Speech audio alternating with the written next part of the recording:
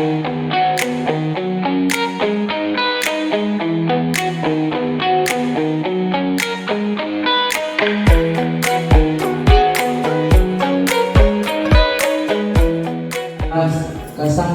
sarjana pendidikan. Beliau adalah guru mata pelajaran geografi. Ibu hebat kata-kata hari ini. Sebelum terlanjut.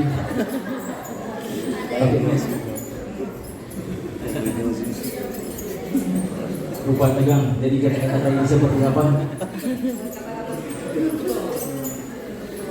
Padat, singkat, dan jelas.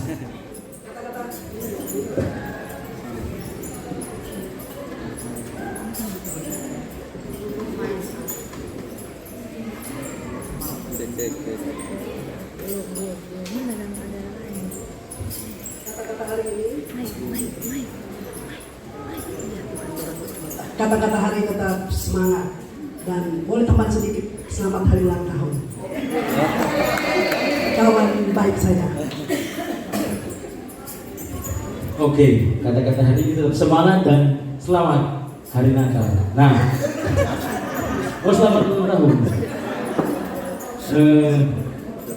Menyimak dari video pembelajaran praktik baik yang ditampilkan oleh SMA Negeri 2 Tahuna, ada beberapa pertanyaan dari kami sebagai host untuk menggali lebih dalam lagi tentang implementasi pembelajaran mendalam di sekolah, khususnya yang ada di SMA Negeri 2 Tahuna.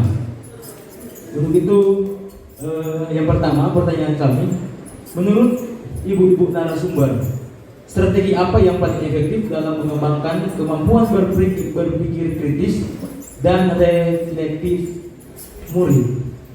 Mungkin dijawab oleh salah seorang narasumber, dipersilakan.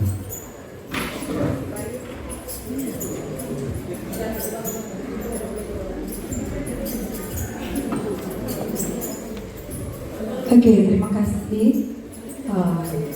Strategi yang paling efektif untuk mengembangkan cara berpikir kritis dari murid, kalau menurut saya adalah yang pertama dengan mengemukakan pertanyaan-pertanyaan pemantik yang tidak hanya mengukur konsep atau tidak hanya dalam bentuk teori, tetapi mengasah rasa ingin tahu murid dengan pertanyaan mengapa, bagaimana, atau bahkan dengan mengaitkan pertanyaan itu dengan materi dan pengalaman nyata yang dialami oleh murid itu sendiri. Dan kemudian pertanyaan pemantik ini bisa dikembangkan dengan dialog terbuka. Dengan mengemukakan atau mengembangkan dialog terbuka, maka murid akan bisa mendengar perspektif teman yang lain tentang pertanyaan-pertanyaan ataupun apa yang disampaikan.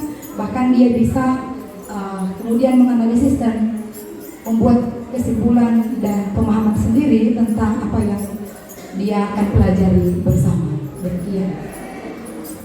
Mungkin ada tambahan dari Ibu Hebat, silakan. Baik, terima kasih. Tambahan sedikit, mungkin dari kami, guru itu harus membantu siswa dalam menganalisis masalah yang nyata, apalagi kalau kami di matematika itu dalam sistem pertidaksamaan linear dua variabel, masalah nyata itu paling banyak diangkat soalnya, dan anak-anak agak kesulitan untuk memahami seperti apa dari bahasa hari-hari diubah ke bahasa matematika. Dan di sini memang peran guru sangat penting untuk membantu para murid sampai pada pemahaman yang sesungguhnya. Dan kalau mereka sudah paham, pasti mereka akan dapat solusi. Demikian ya. Mungkin dari Ibu Vivi ada tambahan? Baik, terima kasih atas kesempatan yang diberikan. Tambahan dari saya yaitu memberikan ruang presentasi, bahkan debat sehat untuk para murid, sehingga hal ini dapat mengasah bahkan mengembangkan kemampuan dari para murid-murid. Ya, demikian dari saya. Oke, baik. Berikan aplaus untuk ketiga guru hebat dan cantik-cantik. Nah, berikut yang kedua, pertanyaan saya, dalam kolaborasi Nah, kalau berbicara tentang kolaborasi berarti itu dituntut peran aktif dari siswa. Nah, ketika dalam kolaborasi, bagaimana cara memfasilitasi siswa supaya itu aktif dalam kolaborasi? Karena kita tahu bersama, kita sebagai guru ketika berhadapan dengan siswa sangat sulit untuk menyatukan mungkin berbagai karakter dan lain sebagainya. Untuk itu saya minta ilmu atau tips bagaimana memfasilitasi supaya siswa tersebut bisa berkolaborasi dengan baik. Silakan Ibu, siapa yang mau jawab silakan. Baik, terima kasih untuk pertanyaan. Agar kolaborasi berjalan dengan baik, mungkin tips pertama yang harus kita lakukan adalah ketika kita membagi kelompok murid, kelompok itu harus dibagi secara heterogen. Artinya kemampuan siswa itu harus berbeda-beda agar kelompok itu berjalan dengan baik. Dan tidak ada siswa atau kelompok yang merasa dirugikan atau dilebihkan. Itu tips yang pertama mungkin. Yang kedua, guru memberikan panduan kerja bagi siswa atau langkah-langkah kerja apa yang akan siswa lakukan dalam kelompok tersebut jika menyelesaikan satu proyek misalnya. Kemudian dengan langkah-langkah kerja ini maka akan menjadi lebih ringan untuk siswa melakukan tugas itu, tetapi tidak mengabaikan kemampuan siswa untuk mengeksplorasi kemampuan berpikirnya, untuk menuangkan ide-idenya seperti apa yang mereka ketahui agar benar-benar apa yang diharapkan dari proyek itu boleh berjalan dengan baik sesuai kemampuan Bapak Ibu guru dan para murid. Yang ketiga, agar kolaborasi ini berjalan dengan baik, maka dari semua itu komunikasi dianggap sangat-sangat penting. Jadi membangun komunikasi dengan baik, dengan lebih dari simpati,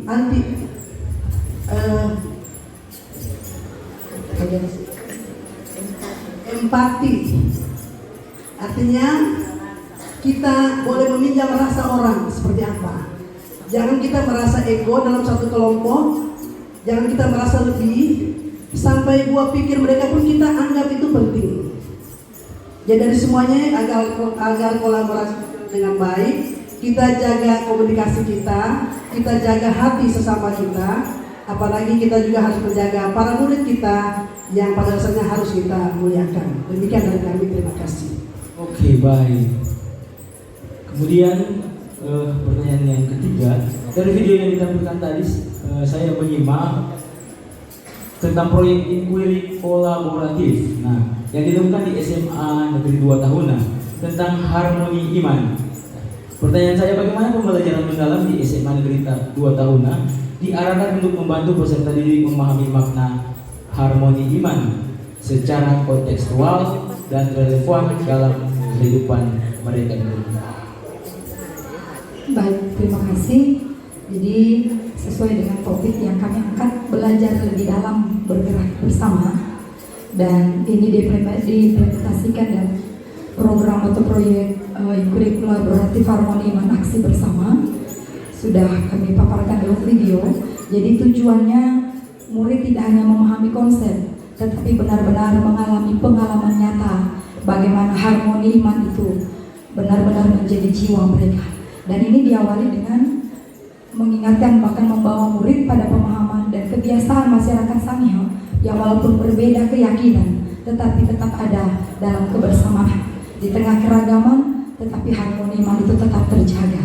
Dan karena itu, rangkaian kegiatan dan aksi yang kami lakukan sehubungan dengan pelaksanaan harmoni iman aksi bersama itu diantaranya adalah melalui kegiatan Bible Camp dan pesantren kilat. Dalam kegiatan ini para murid diajak untuk mendalami iman masing-masing, bahkan menanamkan nilai-nilai universal seperti kasih, kejujuran, rasa bertanggung jawab, dan kemudian dengan kegiatan bersih-bersih tempat ibadah.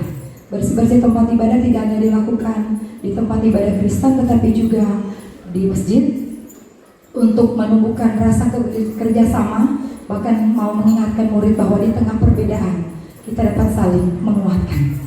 Dan kemudian ada kegiatan yang diikuti yaitu pawai toleransi beragama yang mengikutkan perwakilan dari murid-murid dari semua agama yang ada. Dan selanjutnya tindakan yang menyentuh hati para murid, yaitu melayani mereka yang membutuhkan dengan berbagi kasih di panti asuhan, baik panti asuhan Lohor Raung maupun panti asuhan Siti Mariam. Dengan rangkaian kegiatan Harmoni Iman ini sangat diharapkan murid mengalami langsung apa yang tidak hanya dipelajari secara konsep, tetapi benar-benar mempraktekkan secara nyata. Dengan ini kami rasa kegiatan ini proyek inquiry kolaboratif yang melibatkan gabungan beberapa mata pelajaran, diantaranya pendidikan agama Kristen, sosiologi, PKN, dan juga PJOK, ini dapat benar-benar terlaksana dan secara kontekstual bahkan relevan. Demikian. Baik, sangat baik. Yang terakhir, ibu-ibu yang cantik dan ibu-ibu yang hebat, guru-guru hebat. Di tengah kisruh di luar sana, banyak yang beranggapan bahwa ketika menteri berganti pula kurikulumnya. Nah, yang terakhir dari saya, harapannya ke depan untuk kurikulum nasional kita seperti apa? Ya baik, terima kasih atas kesempatan.